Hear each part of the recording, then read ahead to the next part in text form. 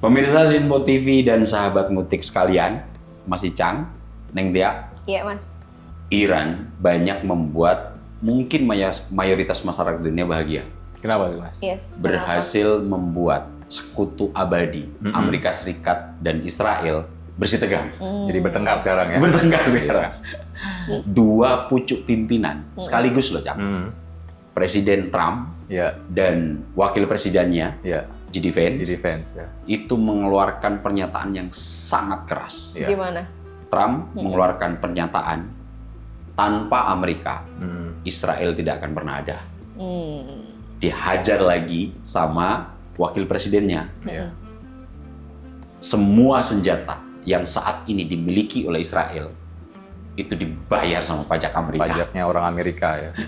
Yang unik, Cang, yang memberikan pembelaan orang Amerika juga. Siapa tuh?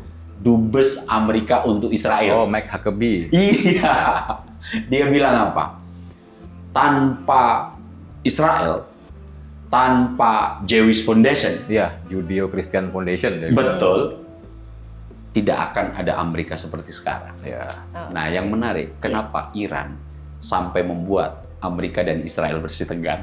Oke, nanti kita akan membahasnya setelah kita sapa terlebih dahulu ya, Mas. Ini sahabat ngutik dan juga pemirsa Sinpo TV. Assalamualaikum warahmatullahi wabarakatuh. Halo sahabat ngutik dan juga pemirsa Sinpo TV.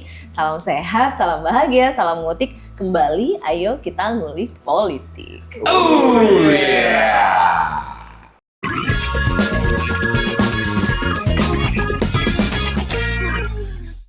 Baik sahabat ngutik dan juga pemirsa Sinpo TV, setelah berbulan-bulan menjadi sumber kekhawatiran dunia, Amerika Serikat atau AS dan Iran akhirnya mencapai kesepakatan damai melalui MOU dan perang ini telah mereda, dunia juga akhirnya bernafas lega. Namun pertanyaannya, apakah ini benar-benar akhir dari konflik atau hanya sekedar jeda? Untuk mendiskusikan topik tersebut, saya tentu saja bersama dengan dua teman diskusi saya yang sudah tidak sabar sepertinya ini memberikan ulikannya nih. Di studio ngutik sudah standby, ada Mas Aab dan juga Mas Icang. Hai Mas Aab, Mas Icang. Halo, Neng. Cang. Akhirnya dipakai nih, muncul lagi sama Mas Icang nih. Oke, Mas Ab dan juga Mas Icang, di topik atau episode kali ini kita akan membahas terkait dengan ketika Amerika Serikat atau AS dan Iran ini bersih tegang, yang khawatir ini sepertinya begitu ya. Saya rasa juga bukan hanya dirasakan di Timur Tengah saja, tetapi negara-negara di seluruh dunia ini juga turut mencermati harap-harap cemas begitu ya,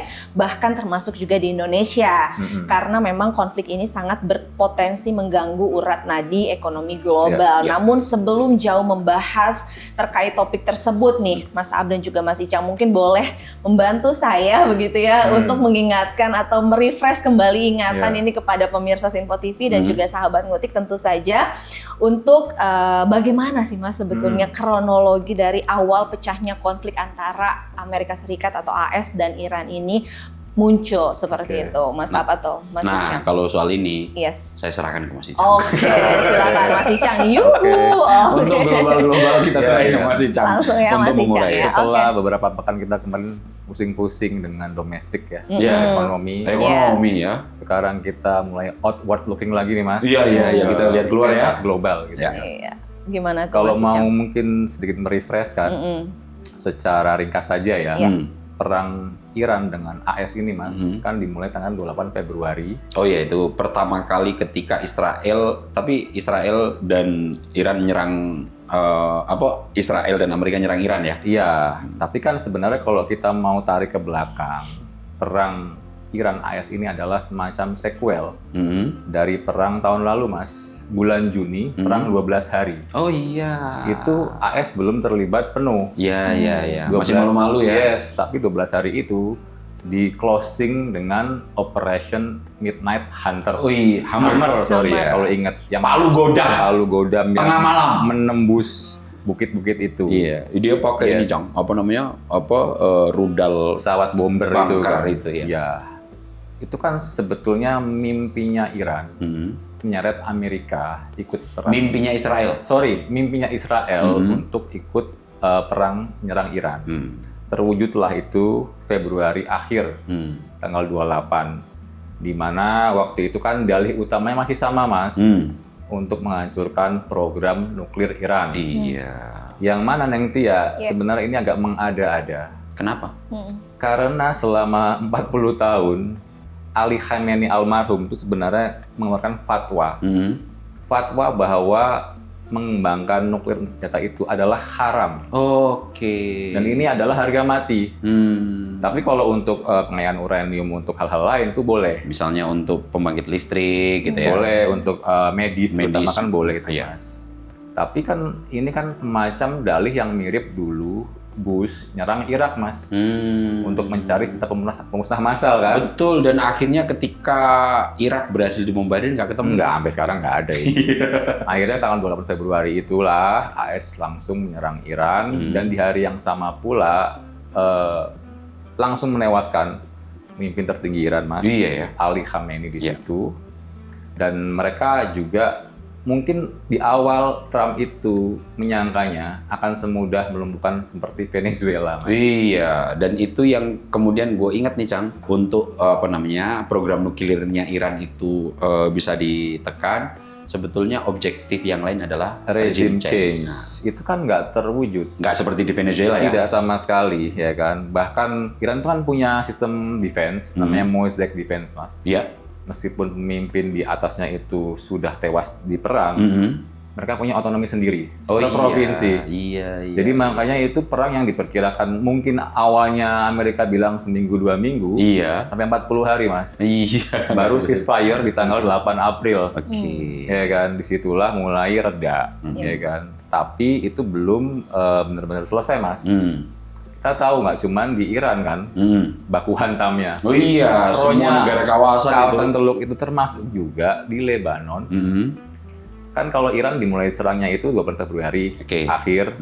Kalau Lebanon itu tanggal 2 Maret, Mas. Oke, oleh Israel ya? Oleh Israel. Bahkan sampai hari ini korban tewas di Lebanon Berapa jumlahnya? sudah 4.100 jiwa, Mas. Wow, lebih banyak dari Iran dong. Di Iran meskipun angka resminya juga orang tidak bisa memastikan, Oke. sekitar 3.600-an. Oke. Makanya per kemarin itu ya, MOU-nya itu yang kemarin ditandatangani oleh Trump dan juga Presiden Iran, Pezeshkian, itu klausul yang mungkin paling ribet, Mas ya, adalah menghentikan front di Lebanon. Oke. Kan kita tahu lah ya, Israel itu kan sama Lebanon kan bertetangga ya, di utara Israel. Ya. Israel itu bahkan ketika ceasefire itu sesaat April itu, Mas, di hari yang sama itu melakukan operasi militer besar sekali, namanya sangat sadis, Mas. Apa? Operation Eternal Darkness, Wow. kegelapan abadi. Iya. 50 jet tempur, Mas, dikerahkan 100 titik di Lebanon, Nyerang target yang sama. di 100 titik 100 titik. di hari itu, di saat yang simultan. Hampir 150 orang meninggal, 1.000 orang itu terluka. Jadi ini sebenarnya kan kayak semacam apa, Mas ya? Meskipun kita tahu bahwa Iran itu kan berhubungan baik lah dengan Hizbullah gitu ya. Tapi gimana caranya ketika perundingan antara AS, Iran yang dibrokeri oleh Pakistan ya. Pakistan ya.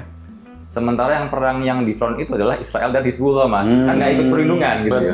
Betul. Akhirnya kan betul. kita tahu lah ya, minggu-minggu lalu itu ada kabar baik akan ada penandatangan MOU itu tadinya di Jenewa, Swiss Oke. rencananya, tapi batal gara-gara waktu itu lagi-lagi Israel nyerang Beirut. Iya. Yang tadinya cuma di pinggiran, dia nyerang udah di pemukiman, Mas, Iya, di pusat ibu Ibu kota. kota pula ya. Iran nggak terima di situ. Nah, kalau kita runut, MOU ini mulai tanggal 17. Itu ditandatangani Trump di sela-sela G7, Mas. Iya, gue inget itu. Heeh. Sampingnya Macron itu. Sama Macron di Istana Versailles pula. Istananya Louis XIV. Iya. Yang mana itu adalah mungkin simbolisnya, berhubung Trump nggak kenal sejarah ya. Itu tempat Jerman nyerah di Perang Dunia I. Dan harus membayar ke negara-negara Eropa. Tapi mungkin Macron bisik-bisiknya, ini kan istananya Louis, keren loh gitu. Padahal itu kan kayak semacam mindir halus Amerika ya. Iya. Kalau Kazakhian, Presiden Iran itu tanda tangan terpisah. Iya itu ya terpisah ya. Iya, yang Untuk Irannya juga terpisah ya. Konon didampingi langsung oleh Mujtaba Khamenei, Oke, pelanjut dari Ali Ali Khamenei Khamenei. gitu ya. Nah, tapi kan karena di Jenewa itu nggak jadi, sempet ini kan Mas, orang sudah, wah ini berarti mulai positif nih, Hormuz dibuka. Ternyata belum, karena itu kan udah hadir tuh JD Vance. Iran nggak mau hadir. Kenapa? Ya gara-gara Israel nyerang Lebanon lagi, Mas. Oh iya, dan ini banyak viral beredar loh, Jang. Iya. Soal bahwa nggak jadinya itu yang kemudian banyak diberitakan.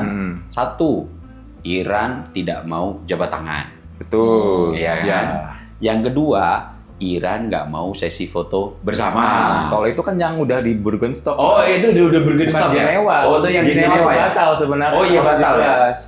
Tanggal 19 itu kan akhirnya mulai itu di situ ya kan. Dan tanggal 21 itu di Burgenstock mulai 21 Juni ya? 1 Juni. Oke. Karena kan Jenewa batal tanggal 19 itu. 19, oh iya. 17 itu MOU tanda tanganin Trump di Versailles, ya kan? 19 itu batal di Jenewa, Oke. 1 di Burgenstock. Oke. Beda kota tuh, Mas. Oh, udah pindah kota ya? itu? Beda kota. Jadi itu kan di resort namanya Burgenstock Resort, menghadap ke danau Lucerne gitu kan. Gue nggak tahu gimana cara bacanya, Mas. Iya. Karena kan Swiss tuh ada dua bahasa ya, Jerman sama Prancis. Kalau Burgenstock kayaknya Jerman tuh. Oke. Kalau Lusang itu mungkin Swiss kali ya, gue nggak tahu, campur-campur tuh. Yang penting sekarang namanya yang banyak gue denger Burgenstock. Ya, itu kan dibrokeri secara politik oleh Pakistan, ya kan? Dan ada satu lagi. Tuan rumahnya siapa coba? Nah, siapa yo? Orang Timur Tengah. Qatar. Karena menurut info, Iya. apa Cang? Burgenstock itu adalah Milik Qatar. Resort seluas 60 hektar Iya. menghadap Danau Lucerne ini, 30 bangunan, ada hotel, spa, wellness center kayak rumah sakit, convention hall, punya Qatar, punya QIA. Berapa hektar? Penantaranya Qatar. 60 hektar, Mas. 60 hektar. Di Swiss. Makanya unik kan? Perjanjian diplomasi damainya ada di Swiss. Iya. Ya, Yang menjadi tuan rumah dua negara Timur Tengah. Timur Tengah. Satu Pakistan, dua Qatar. Qatar. Karena itu wilayah penguasanya adalah Qatar. Iya, Lanjut. dan itu kan MOU-nya kita tahu ada 14 poin, Mas ya. Iya. Tapi mungkin kalau gue nggak hafal semuanya, gue lebih ngambil poin-poin pentingnya aja. Apa aja tuh? Yang pertama itu penghentian di semua front, ya kan, termasuk di Lebanon juga. Yang kedua itu soal pengelolaan nuklir Iran. Oke. Kita belum menyampe stop atau enggak loh ya. Iya. Masih pengelolaan nuklirnya gimana kan. Nah. Yang ketiga itu adalah rekonstruksi perang. Oke. Yang keempat ini juga paling ditunggu-tunggu orang. Apa? Reopening Selat Hormuz. Selat Hormuz. Ini sangat dinamis kalau yang keempat ini. Biar nanti lebih ke pemirsa mutik. Ini gue catetin 14 poinnya. Poinnya. Ya. Nomor 1. Ini poin MOU ya? MOU-nya. Nama MOU-nya Islamabad Memorandum of Understanding between the Islamic Republic of Iran and the United States of America. Oke, nama resminya itu. Nama resminya itu ya. Isinya 14 poin. Tadi secara garis besar sudah di apa namanya kemukakan Mas Icang. Nomor 1, penghentian operasi militer di semua front. Oke. Artinya baik itu nanti apa namanya proksinya Amerika dan proksinya Iran sudah berhenti. Kita tahu siapa perwakilan Amerika di Timur Tengah adalah Israel. Untuk proksinya Iran di beberapa wilayah Ada Libanon, ada Yaman Libanon juga, ada Irak di Yaman, juga. Iran, kemudian ada di Palestina Palestina. Nah, salah satunya sekarang yang perang keras adalah Lebanon. Siapa? Hizbullah. Hizbullah. Nah, Hizbullah ini yang sekarang menjadi sedikit apa namanya pengereman lancarnya diplomasi 60 hari. Ya. Yang kedua, saling menghormati kedaulatan, jadi nanti tidak saling ikut campur lagi untuk kegiatan domestik masing-masing. Yang ketiga, negosiasi final maksimal selesai dalam 60 hari. Kemudian nomor 4, AS mencabut blokade laut. Kan selain Iran yang memblokade Selat Hormuz, di luarnya diblokade juga itu Jam. Jadi nanti kapal-kapal yang sudah mungkin berhasil melewati Selat Hormuz nanti diblokade lagi sama Amerika. Amerika membalas pemblokadean ini dengan memblokade wilayah-wilayah di laut setelah keluar Selat Hormuz. Kemudian yang kelima, Iran membuka jalur kapal komersial di Selat Hormuz. Tadi lu udah sebut. Nah, yang menarik ini, paket rekonstruksi untuk Iran minimal 300 miliar US dollar. Wow, 5.000 5.200 triliun lah Wow. itu. Ngeri ya? Ngeri kan permintaannya kan. Kemudian yang ketujuh, pengakhiran sanksi terhadap Iran. Ini kemarin beberapa sudah ditangguhkan itu ya. Iya. Kemudian yang kedelapan, komitmen nuklir Iran. Tadi udah disebut, nanti ya harus diperkenankan Inspeksi untuk menjadi, lagi ya, pengawasan. Badan Nuklir Dunia. Betul. Status quo selama menunggu final deal, jadi saat ini Iran di status quo kan untuk program nuklirnya. Ya. Kemudian yang ke-10 ada waiver ekspor minyak Iran, jadi diberikan keleluasaan lagi. Untuk ngekspor. Kabarnya udah mulai jalan mas ekspornya. Sudah mulai jalan ya? Udah mulai. Nah, yang ke-11 pembukaan aset Iran yang dibekukan. Ya. Nah, kalau nggak salah sudah ada yang diterima desas-desusnya oleh 15 Iran. miliar dolar. Nah ini adalah aset-aset milik Iran yang sudah Kita dulu sempat bahas lewat SWIFT itu loh mas. Nah itu kan. Iya, sistem keuangan Amerika lah. Nah, yang kalau kemudian kita melakukan transfer perdagangan dunia global tanpa ada izin dari situ kita nggak bisa melakukan transaksi. Yang nomor 12 itu ada mekanisme monitoring implementasi untuk perdamaian ini dari dua perwakilan nanti dari Iran dan juga dari Amerika. Yang 13 negosiasi final dimulai setelah poin awal berjalan. Jadi poin-poin awal ini berjalan, nanti ada negosiasi lanjutan yang nanti akan didiskusikan dalam berbagai macam kepentingan. Dan yang ke-14 adalah final deal akan disahkan nanti melalui PBB. Oke. Nah, inilah 14 isi MOU yang kemarin disepakati meskipun tidak ditandatangani dalam satu meja, yang difasilitasi oleh Pakistan. Oke, Mas Ab dan juga Mas Icang, ini dari uraian Mas Ab dan juga Mas Icang begitu ya. Kalau misalnya saya kemudian bisa katakan ini AS dan Iran memang telah menandatangani MOU perdamaian pada tanggal 17 Juni kemarin begitu ya. Nah, dan saat ini adalah masa negosiasi begitu ya. Dan juga Mas Ab seringkali begitu mengatakan ada diskusi diplomasi yang akan dilakukan selama 60 hari ini. Nah, kemudian pertanyaannya, saya juga ingin nulikannya, nanti akan dijawab apakah diplomasi 60 hari ini akan berhasil atau tidak. Itu nanti kita akan jawab ya Mas, setelah jeda terlebih dahulu ya. Sahabat Ngutik dan juga pemirsa Sinpo TV, jangan kemana-mana karena sesaat lagi kami akan kembali. Pastikan tetap di Ngutik, ngulik politik. Oh yeah.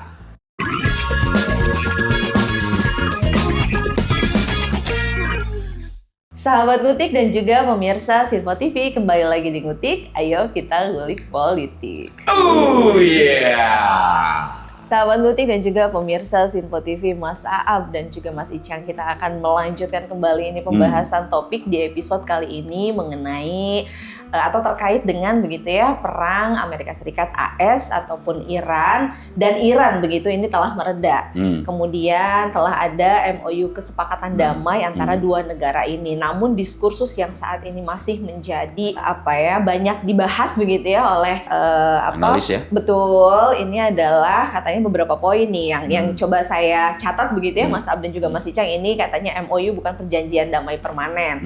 Kemudian masih ada negosiasi lanjutan mengenai nuklir Iran, sanksi ekonomi Amerika Serikat terhadap Iran dan juga keamanan kawasan seperti itu. Nah, kemudian ini juga yang saat ini sedang ramai juga dibahas terkait dengan diskusi diplomasi 60 hari yang dari ulikan Mas Ab juga Mas Icang itu akankah berhasil atau tidak nih Mas? Silahkan langsung ulikannya. Coba Mas Icang dilanjutkan tadi dulu. Jawaban ringkas saya akan sangat dinamis.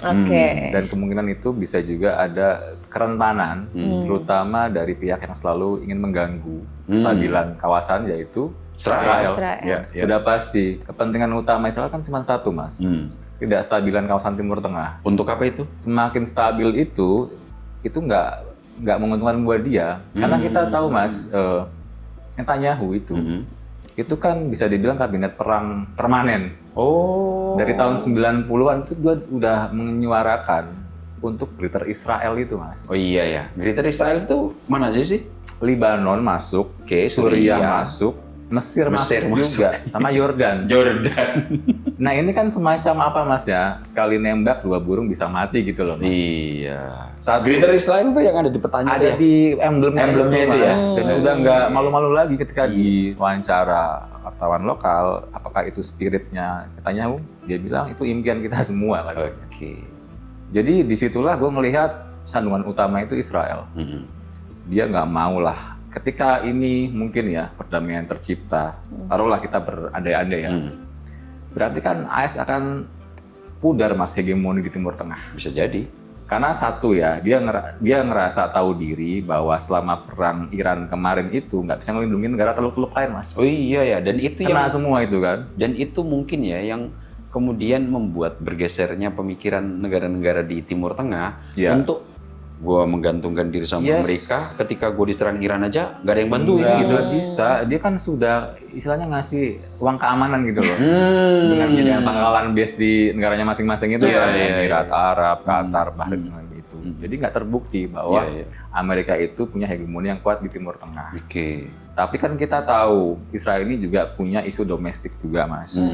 Netanyahu ini punya banyak kasus Apa itu? gratifikasi dan korupsi. Oke. Udah berkali-kali mau dipanggil ke pengadilan, Oke. pasti akan selalu ada hal distraksi lain, Iya. termasuk perang-perang baru. Mm-mm. Jadi ketika misalnya ini terjadi kedamaian di Timur Tengah, yang paling rugi itu Israel. Iya. Tapi kan lucunya Mas ya, di Amerika sendiri itu sudah ada mulai angin perubahan paradigma. Kemana? Di mana mereka udah mulai sadar bahwa oh ternyata selama ini duit kita itu lari ke Israel semua pajaknya. Per tahun itu hampir 4 miliar dolar, Mas. Iya, Itu cuma iya, dikasih ke Israel. Iya. Kalau lagi perang ditambah lagi terus-terusan. Iya. Dan sekarang kan mungkin karena era media sosial, Mas ya. Itu bisa kita lihat genosida itu harian tuh rutin, Mas. Di Gaza, di Lebanon. Jadi orang-orang nggak cuma orang sipil biasa ya. Orang-orang Republikan tuh udah mulai berubah haluan. Iya. Udah mulai nggak populer, Mas. Iya, Trump sendiri di jajak pendapat terakhir dari 50 negara bagian di 19 itu rontok loh. Yang awalnya menang. Yang awalnya itu kandangnya Republik ya. Betul. Dan satu lagi, mereka ini kan akan menghadapi pemilu setelah November. Oh iya, November ini ya. Itu nanti akan sangat menentukan, Mas. Selain juga lagi ada World Cup ya. Kan ada yang bilang juga, Mas ya, beberapa orang tadi Mas Ab bilang mengatakan ini untuk pencitraan di World Cup. Ya. Tapi kalau gue lebih percaya itu untuk kepentingan yang lebih jauh tuh pemilu setelah November. Oke. Soal penguasaan Kongres di Amerika kan. Jadi di situ gue melihat bahwa ada dorongan yang sangat kuat dalam domestik Amerika untuk mendorong perdamaian ini. Namun bagi kalangan yang dibilang hawkish, kan ada dua kalangan Mas di Amerika soal perang. Apa aja tuh? Hawkish itu kan dari hawk elang yang doyan perang. Ya. Yang dovish dari kata dove merpati itu yang mungkin lebih pro perdamaian. Ini makin kuat yang dovish, Mas. Oke. Meskipun juga di internal mereka sendiri itu pecah. Jadi yang gua baca, Mas ya, tokoh-tokoh di perundingan ini kan ya termasuk Trump sendiri. Kalau di Iran tuh presiden sekian yang tanda tangan. Di Amerika sendiri itu pecah dari dua bagian yang pro dan kontra dengan perundingan ini. Oke. Kalau yang pro itu adalah JD Vance, Oke. wakil presiden. Ah. Terus juga menantu Trump, Jared Kushner, Oke. yang sudah diguyur 2 miliar dolar dari duit Timur Tengah itu. Dan akhirnya agak renggang sama Israel ya. Sama Israel, padahal dulu pas Netanyahu kalau ke Amerika nginep di rumahnya. Terus Stephen Witkoff, utusan Timur Tengah khusus dari Amerika Timur Tengah. Dari pihak Trump yang kontra itu ada dua utamanya, Menlu-nya Marco Rubio, dan juga yang kedua itu Menhanya Pete Hegseth, yang emang doyan perang. Iya. Yang muda itu, Jam. Masih muda semasa mungkin, masih milenial itu. Kalau JD Vance, Wapresnya itu seumuranku, milenial, 84 kelahiran kan. Jadi emang ada tarik-tarikan, Mas, tapi gua rasa ke depan ini Amerika akan lebih serius mengupayakan perdamaian ini. Tapi sandungan utamanya yang paling bisa rugi karena perdamaian ini yaitu Israel. Dan dia kalau udah gila banget Mas Israel, Mas. Nah, yang gue khawatirkan itu dia akan ngajak kalau dalam bahasa peribahasa Jawa itu ada tiji-tibe. Mati siji, Mati kabeh. Jadi kalau nanti dia makin terdesak, kita khawatir kemudian memakai senjata pamungkas nuklirnya itu. Satu lagi, Mas, ada terakhir kali ya kabar bahwa intelijen Amerika sekarang lagi bangun kekuatan dengan oposisinya Netanyahu. Itu yang kemudian kalau seandainya gua sambungkan dari pemantik awal tadi, Neng, Iran mampu untuk membuat sekutu abadi, sekutu abadi ya, sampai berantem. Iya. Nah, coba lu terusin tadi itu. Ya, jadi yang diduga kuat itu yang di approach itu adalah namanya Naftali Bennett. Itu PM sebelumnya memang yang sangat menentang Netanyahu. Dan juga suara-suara opposition itu makin keras dalam internal Israel sendiri. Intelijen Israel sendiri sudah mengkritik Netanyahu juga, Mas. Bahkan ada juga tokoh Israel yang paling dihormati, gue lupa namanya, sudah menyebut bahwa kabinet ini kabinet genosida, Mas. Sebegitu keras Keras kecamannya. sekali, karena memang terekspos ya tiap hari dan dukungan dari global itu semakin hampir nol mungkin. Trump bilang serupa juga bahwa, JD Vance yang bilang, mungkin Trump itu satu-satunya presiden dan negara kuat pula yang sekarang mendukung Israel cuman dia doang. Coba lihat Uni Eropa, Mas, sekarang, Mas. Macron, Belgia, semuanya udah mengecam semua. Jadi gua rasa tekanan dari dunia global ini akan semakin kuat dan akan melototin MOU ini selama 2 bulan ini gitu. Oke, kalau dari Mas Saab sendiri mungkin ada tambahan terkait dengan diplomasi, diskusi diplomasi 60 hari yang akhirnya kalau dari ulikan Mas Saab ini berhasil atau tidak nih Mas, seperti itu?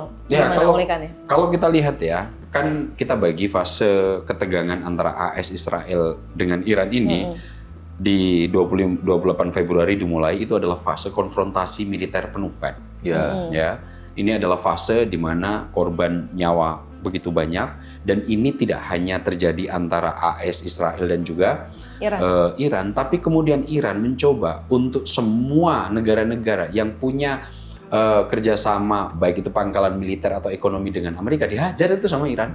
Ya, dan itu akhirnya dalam skala tertentu membuat negara-negara Timur Tengah ini sadar, Jang. Ternyata selama ini kita berkontribusi besar untuk menundukkan kepala atau memberikan penyerahan kepala kita terhadap Amerika, nggak aman-aman banget ini. Ketika pangkalan-pangkalan militer dipakai rudal rudal Iran, tembus semuanya itu. Dan di luar itu akhirnya kemudian fase ini disadari, membuat akhirnya pentingnya untuk masuk ke fase kedua, fase negosiasi, Jang. Ya, fase negosiasi ini dipandang dan didorong oleh negara-negara Timur Tengah untuk bisa diwujudkan. Pertama, Pakistan menjadi tuan rumah, menghasilkan 14 poin yang kemudian kita namain Islamabad Memorandum of Understanding. Yang sekarang 14 poin ini menjadi landasan penting untuk diskusi diplomasi 60 hari ini. Betul. Nah, itu tadi, Jang, ketika fase hari pertama diskusi untuk melanjutkan hasil penandatangan MOU yang di Islamabad itu, hari pertama aja sudah menimbulkan dinamika. Ya, luar biasa itu. Di Bergenstop itu JD Vance udah di dalam ruangan, satu ruangan sama Arakci segala macam. Iya, sama Arazi, kemudian sama siapa? Perdana Menteri Pakistan, Shahbaz Sharif itu akhirnya datang tuh Menteri Luar Negeri Iran, Arazi, hanya menemui Perdana Menteri Pakistan. Di situ cipika-cipiki, kemudian melihat JD Vance ada di belakangnya gitu kan. Akhirnya dari situ ada mungkin kali ya bisik-bisikannya, pamit karena Trump lagi ngancam gua lagi nih. Itu kan lewat media sosial dia ya. Media sosial Truth itu ada, gue inget kok, kalau Iran macam-macam lagi, mereka nggak akan bisa balik ke negaranya. Dibilang, macam langsung delegasi loh itu loh. Itu kan seolah-olah mengancam untuk menculik kan. Betul. Nah, dengan ancaman itu akhirnya apa yang terjadi, Neng? Di situ direncanakan untuk foto bersama, Iran nggak mau. Salaman pun enggak. Ini viral banget ini. Bahkan kemudian setelah ketemu Perdana Menteri Pakistan, walk out. Iya, di situ kan ada tuh Mas yang di zoom in zoom out tuh ya. PM Pakistan itu kayak orang bingung di situ. Harusnya kan ini lagi ngobrol nih, tahu-tahu walk out. Nah, jadi gue ngelihat bahwa ini juga salah satu mungkin ya faktor Mas ya yang paling juga bisa menyandung dan ini juga sikap spontanitas Donald Trump itu, Mas. Iya. Kan jauh-jauh lah dia dari HP-nya mungkin jangan tweet mulu gitu Mas. Yang nomor satu itu, gue tambahkan lagi, Cang. Yang akhirnya kemudian Iran melakukan negosiasi dengan sekeras ini, itu juga perilaku Israel gitu. Kan kita tahu poin pertama dari 14 MOU di Islamabad itu apa tadi? Penghentian operasi militer di semua front. Itu kalau poin pertamanya tidak terpenuhi, Iran tidak akan melanjutkan negosiasi selanjutnya. Karena poinnya adalah Iran berdiri penuh untuk melindungi proksi-proksinya di Timur Tengah yang ini tidak bisa ditawar-tawar lagi. Akhirnya apa? Membuat karena poin pertama ini nggak salaman, nggak foto, walk out, membuat dua pemimpin tertinggi Amerika itu ngomong keras ke Israel. Yang pertama tadi yang gue pantik tadi, Trump bahkan mengatakan tanpa Amerika Israel tidak ada, nggak akan eksis. Nggak akan eksis. Yang kemudian saking geramnya juga karena Israel ini tidak nurut sama Amerika, J.D. Vance juga mengulakan hal yang sama. Senjatamu itu dibiayai oleh pajak orang Amerika. Meskipun akhirnya yang menegasikan mencoba membela Israel juga orang Amerika, dubes Amerika untuk Israel. Nah, poin gua apa di sini? Untuk diskusi 60 hari ini, potensi trajektorinya bisa ke 4 arah nih, Cang. Gue berharap saat ini dengan Amerika, Trump yang cukup percaya diri bahwa Israel akan mau nurut sama dia karena Trump mengatakan Israel masih sangat menghormati dia gitu ya. Dan kita harap itu benar gitu. Karena setiap Trump itu mengharapkan Israel tidak berbuat sesuatu, Israel selalu berbuat sebaliknya gitu. Tidak menyerang Lebanon, tiba-tiba ngebom. Bahkan sampai ke Beirut, ibu kota Lebanon total, yang itu secara sakral dipandang menjadi poin pertama untuk MOU yang diinginkan Iran untuk dipatuhi pertama kali. Tanpa itu yang lain tidak akan didiskusikan secara makanya jadi nomor lebih satu jauh. ya, paling atas sendiri. Paling satu. Jadi menghentikan total. Nah dari sini trajektorinya sederhana menurut gua, Jam. Nomor satu, gua berharap ini terjadi. Ada perdamaian dalam masa yang firm gitu. Benar-benar perang di semua front berhenti. Kemudian Selat Hormuz dibuka. Ini nanti akan memudahkan semua negara, baik itu Timur Tengah maupun global. Saat kita tahu bottleneck yang di Selat Hormuz yang kecil itu telah benar-benar tidak hanya membuat dunia global, Indonesia pun sangat 20% minyak lewat situ masalahnya. Dunia ya. Yang kedua trajektorinya, mungkin nanti kesepakatan ini akan bisa dicapai, tapi setengah-setengah. Israel masih nggak mau nurut. Nah, jika ini kondisinya masih terjadi, maka situasi ketidakpastian terhadap energi dunia masih akan terus mengancam. Kenapa? Iran bisa lagi terus kemudian menyetop lagi atau menutup lagi Selat Hormuz. Yang ketiga mungkin Israel nggak mau tahu lagi, nggak akan mau berkompromi. Lebanon masih bombardir karena memang salah satu tadi yang sudah kita sebut emblemnya itu glitter Israel, salah satunya adalah Lebanon. Nah yang ketiga, yang keempat mungkin bisa jadi ini diplomasinya gagal total, Jam. Nah jika situasi pertama yang terjadi, mungkin ini akan menjadi kabar baik bagi dunia. Tapi selain trajektori pertama, trajektori kedua yang gue sebut, ketiga dan keempat, ini masih akan menimbulkan ketidakpastian global dan ke depan pasti akan mengiris implikasinya terhadap risiko yang dihadapi Indonesia. Per hari ini kita bisa ngomong faktanya A, Mas. Besok bisa berubah lagi. Termasuk kemarin kan setelah Iran walk out, Mas, ternyata mereka langsung ke Oman. Kita tahu siapa yang nguasain Selat Hormuz, ada 2 negara, Mas. Betul. Dengan Oman. Iya, di sebelah utara. Iya. Di sebelah utara itu Iran, di sebelah selatan. Iya, dan udah ada kesepakatan lah katanya ya di situ secara teknis itu nggak akan kembali ke masa pra-perang, akan dikelola oleh Iran, tapi nanti akan ada semacam hotline dengan Amerika juga kerjasama. Gitu. Oke, Mas Ab dan juga Mas Icang begitu ya. Di segmen yang selanjutnya ini rasanya akan menarik nih saat kita akan membahas terkait dengan plus minus atau kelebihan atau kekurangan begitu ya dampaknya dari bagi Indonesia karena genjatan senjata yang telah dilakukan oleh AS dan Iran saat ini. Kita akan membahasnya setelah saya jeda terlebih dahulu ya untuk di segmen yang ini. Sahabat Ngutik dan juga pemirsa Sinfo TV jangan kemana-mana karena sesaat lagi kami akan kembali. Pastikan tetap di Ngutik Ngulik Politik. Oh yeah.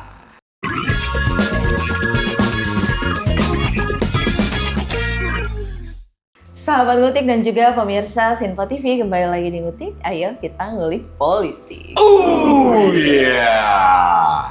Baik sahabat Ngutik dan juga pemirsa Sinfo TV, saya akan melanjutkan kembali ini pembahasan terkait dengan masa negosiasi begitu ya, atau masa damai yang sudah dilakukan. Ada MOU nih dari Amerika Serikat atau AS dan juga Iran. Kita akan melanjutkan kembali Mas Aab dan juga Mas Icang. Nah, kalau misalnya pertanyaannya mungkin yang pertama adalah ini meskipun jauh dari lokasi konflik begitu ya, Indonesia rasanya tetap memiliki kepentingan untuk menjaga stabilitas kawasan, terutama ketahanan ekonomi global.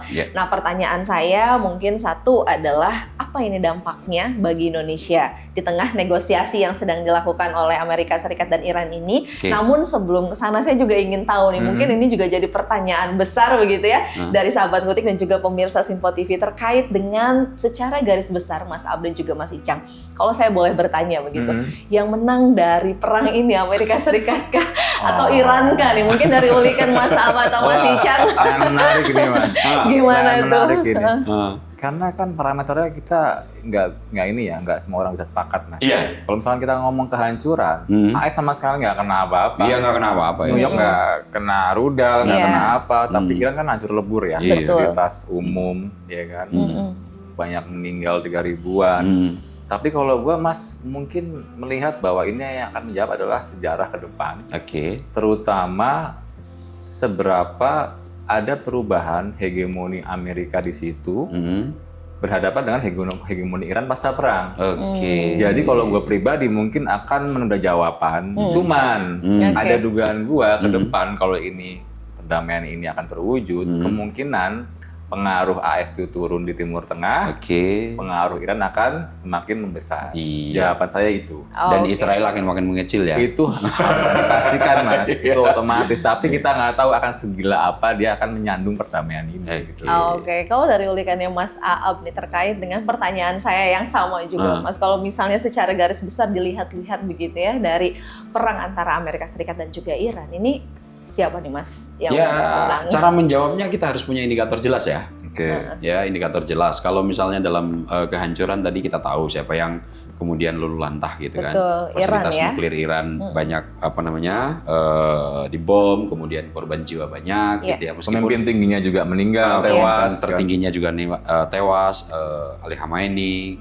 Meskipun juga Israel mendapatkan balasan yang menjadi salah satu representasi Amerika. Tapi kalau dirujuk dari objektif perang yang digulirkan Amerika Serikat, sebetulnya tidak ada yang kalah dari Iran. Satu objektif tadi untuk negosiasi nuklir. Sampai detik ini masih didiskusikan. Sejak 28 Februari digaungkan bahwa operasi yang dilakukan bahkan Midnight Hammer itu, Palu Godam tengah malam itu yang ditargetkan itu adalah wilayah-wilayah Isfahan, pusat-pusat pengembangan nuklir Iran sampai sekarang masih bisa beroperasi. Katanya masih ada itu Mas, uraniumnya masih ada. Masih ada kan? Satu, dari objektif itu tidak terpenuhi. Objektif kedua, target kedua Amerika untuk nyerang Iran itu adalah regime change. Yang waktu itu Trump sudah sesumbar telah menunjuk satu nama yang ada di Iran untuk segera menggantikan rezim yang ada sekarang. Orangnya dia. Akhirnya dengan berbagai macam dalih, Trump karena objektif itu tidak terwujud, rezim Ali Khamenei yang sekarang dilanjutkan oleh putranya masih Mujtaba Khamenei masih langgeng dan bahkan berhasil melakukan perlawanan secara penuh. Yang menarik, bahkan gue melihat di negosiasi 60 hari ini sama kuat dan setara untuk posisi Iran dan juga posisi Amerika. Jarang-jarang loh Mas, gue ngeliat negara lain segagah itu ngadepin Amerika gitu. Itu maksud gue. Betul. Nah, kalau indikator-indikator yang gue pakai itu, gue berani mengatakan Iran leading dalam perang ini. Satu ruangan mereka, dicuekin. Yang kemudian delegasi Amerika ditinggal pergi. Bagi gue, sejauh sepengetahuan gue dalam 20, 30 atau 100 tahun terakhir belum ada tuh yang seberani itu. Yang seberani itu memperlakukan Amerika. Betul. Dan Kalau seandainya ini dengan nanti kalau kemudian situasi diplomasi ini berhasil, ada kan desas-desus yang Iran akan segera membuat fakta pertahanan baru.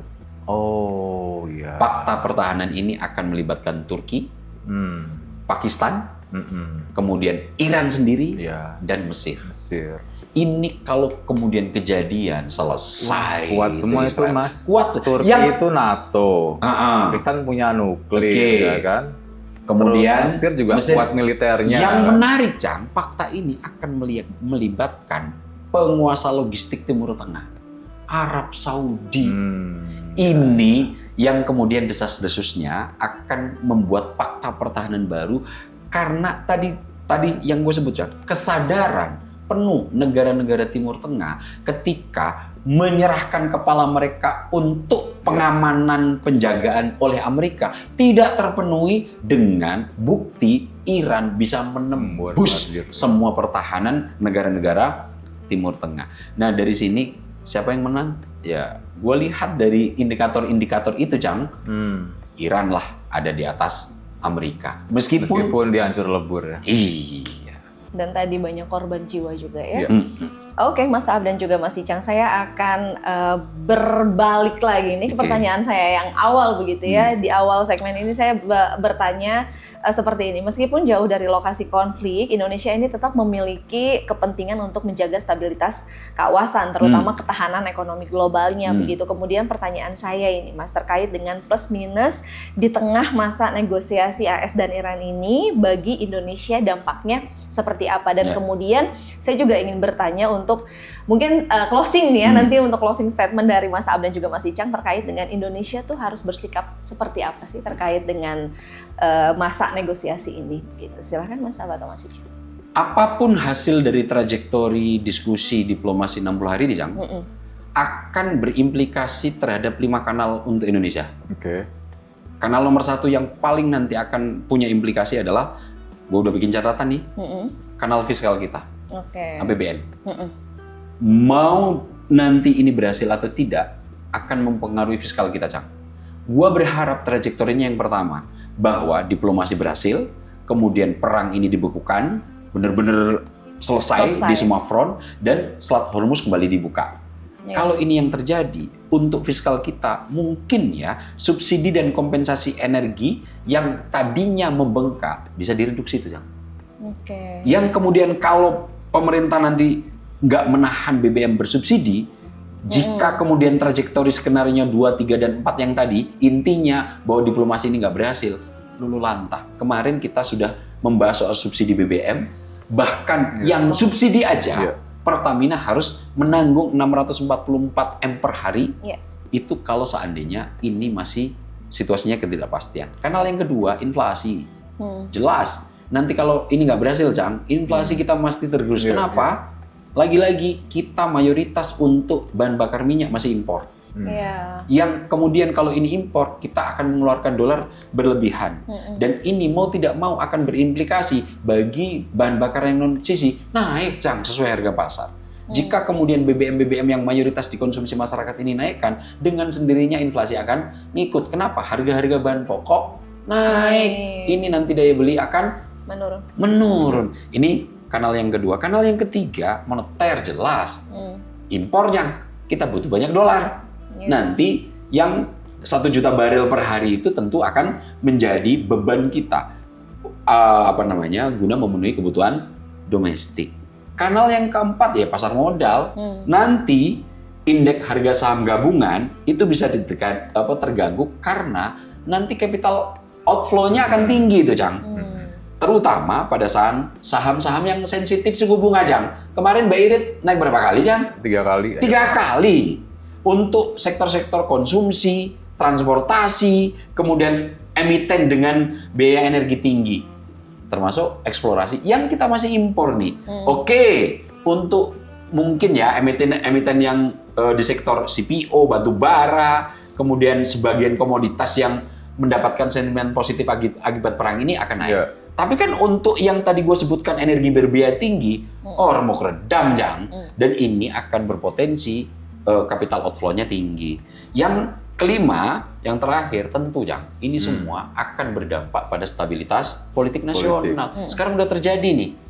Meskipun yang naik itu BBM non subsidi Jang, ini sudah menjadi dalih berbagai macam kalangan untuk turun ke jalan, terutama mahasiswa. Minta penjelasan. Padahal kemarin sudah sempat kita ulas sedikit bahwa yang dinaikkan oleh pemerintah ini adalah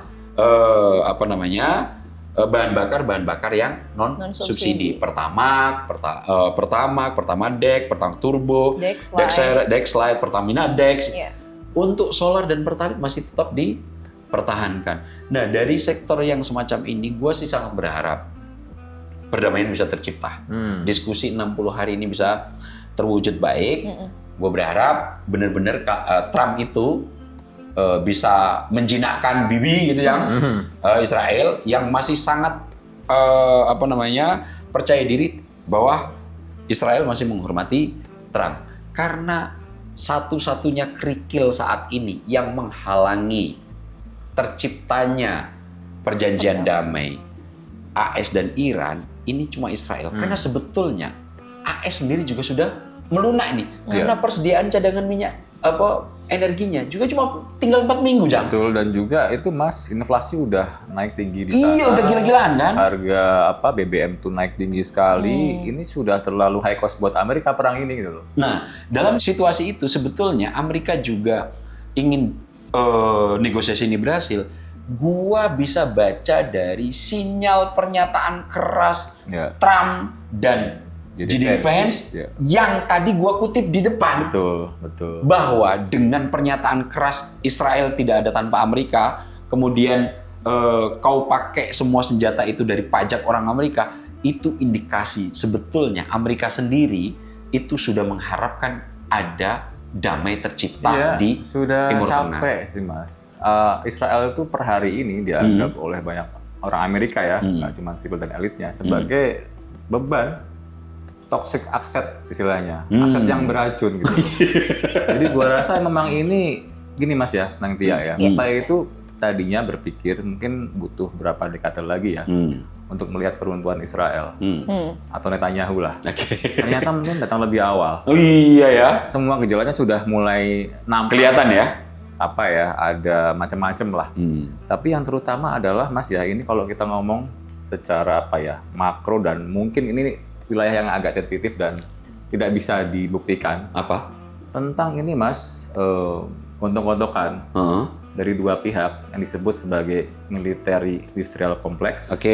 Yang doyan perang, dapat duit dari perang. Pentagon dan kawan lah ya. Lockheed Martin lah, apa dan lain-lain itu ya. Kontraktor perang melawan FIM, Financial Industrial Complex, FIC sorry.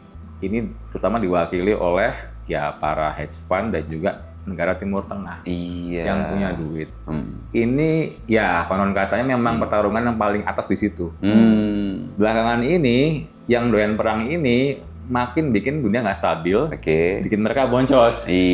Sekarang mereka arahnya gimana caranya dibikinlah Timur Tengah ini stabil mungkin, dibangunlah pusat keuangan di Gaza misalnya di Palestina. Berarti lebih menang dong yang sisi ini tadi Jang. Ya kan, ini kan pinter Mas ya, mereka ini orang nggak punya mungkin ideologi tertentu, yang penting itu fulus. Dititipkanlah ke orang-orang terdekat Trump, misalkan Jared Kushner, menantunya itu. Tapi lagi-lagi kalau tadi pertanyaannya untuk tarik ke Indonesia Mas, gua sih melihat kita harus siap apapun kemungkinannya. Meskipun kenyataannya perang itu akan mendisrupsi ini Mas ya, global supply chain pasti. Harga minyak naik, kita yang kelimpungan. Kemarin nggak cuma minyak Mas, harga plastik Mas. Oh iya, karena itu kan petrochemical kan. Bahan mentahnya juga dari minyak juga. Betul, dan kemarin kan kebetulan ya, beberapa hari lalu kan Pak Erlangga sudah memberikan stimulus ekonomi. Untuk kelas menengah ya. Bea masuk untuk petrokimia LPG 0%. Dan juga bea masuk untuk plastik turun jadi 0%. Karena Mas ya, ini langsung ngaruh kita sehari-hari. Iya. Gua kalau nge-laundry Mas, paling gede biaya apa dari laundry? Plastik. Plastik. Iya. Langsung naik Mas. Gua beli buah-buahan di plastik naik semua. Naik Betul. gopek lumayan loh Mas. Iya. Tadinya kan 2.000 nih, 10.000 dapat 5. Sekarang cuma dapat berapa tuh? 4. Misalnya. Jadi gue rasa kalau Indonesia, meskipun kita nggak terlibat langsung Mas ya, Iya. tetap harus siap-siap resiliensi Iya. apapun hasilnya. Setuju. Meskipun kita berharap yang terbaik, tadi nomor 1 ya, perdamaian penuh. Iya. Tapi kalaupun enggak, ya kita harus bisa lah mitigasinya itu seperti apa. Segera berbenah diri ya. Betul. Kalau gue mengamini Mas Icang aja, apapun yang terjadi di luar sana, kembali lagi ke diri kita masing-masing. Indonesia harus segera mengaplikasikan untuk rute kemandirian energi bangsa, karena tergantung sama orang itu pasti tidak enak. Ya. Oh, oke. Mas Ab dan juga Mas Icang, untuk ulikan di episode kali ini rasanya kita harus akhiri di sini karena durasi juga sudah habis nih. Sedikit saya untuk closing seperti itu ya, ini terkait dengan konflik AS dan juga Iran ini mengingatkan bahwa dunia saat ini saling terhubung seperti itu. Apa yang terjadi ribuan kilometer dari Indonesia ini bisa mempengaruhi harga energi, ekonomi, bahkan kehidupan sehari-hari. Karena itu perdamaian bukan hanya kepentingan negara yang berkonflik, tetapi juga kepentingan dunia. Dan harapan besarnya semoga perdamaian AS Iran ini akan tercipta. Seperti Amin. itu. Amin. Sahabat Ngutik dan juga pemirsa Sinpo TV, saya juga mau mengingatkan, mengajak Anda sekalian bagi yang ingin kembali menyaksikan tayangan kami, silahkan langsung saja kunjungi kami di sosial media kami, Skala Survei Indonesia, SSI Official. Dan juga untuk akhir kata, kami bertiga pamit undur diri. Wassalamualaikum warahmatullahi wabarakatuh. Salam sehat, salam bahagia, salam ngutik. Kita sudah selesai ngulik politik. Oh yeah.